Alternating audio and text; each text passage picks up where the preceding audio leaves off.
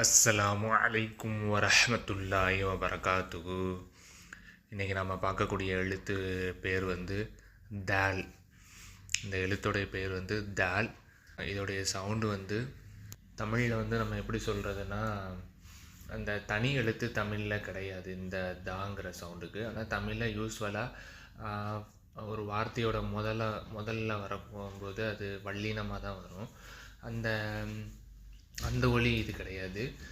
ஆனால் ஒரு வார்த்தையோட இடையில் வரும்போது அது எப்படி சொல்கிறேன்னா, இப்போ பந்து, வந்தான், போனான், இப்படி வரக்கூடிய அந்த வார்த்தையில் இந்துக்கு எடுத்து வரக்கூடிய அந்த தா சவுண்டு, அல்லது இந்து இல்லாமையே வரும் 30, 40, இந்த பாக்கு எடுத்து வரக்கூடியதில் அது இந்து இல்லாமல் வரக்கூடியதும் இந்தோடு வரக்கூடியதுமே இந்த அரபியோடைய தால் சவுண்டுக்கு ஈக்குவலான சவுண்டு தான். அதே போல் முதல் எழுத்தாக வரக்கூடியதும் தமிழில் சில ஒலிகள் இருக்குது. ஆனால் ஆக்சுவலாக அது ஆக்சுவல் தமிழ் வேர்டு கிடையாது.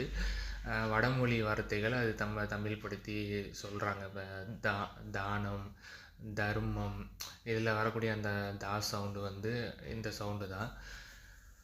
ஆனால் அது வந்து ஆக்சுவல் தமிழ் வேர்டு கிடையாது. வடமொழி சொற்கள் அதெல்லாம்.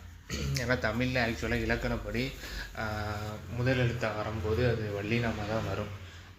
இடையிலையும் அது வல்லினமாக வரணும்னா இத்து வந்து இப்போ 10 அப்படி சொல்லும்போது அந்த இத்துக்கு அடுத்து வரக்கூடிய அந்த தூ வந்து வல்லின சவுண்டில் தான் வரும். இதே வந்து அதில் அந்த இத்து எடுத்துட்டோம்னா பது அப்படின்னு வரும்.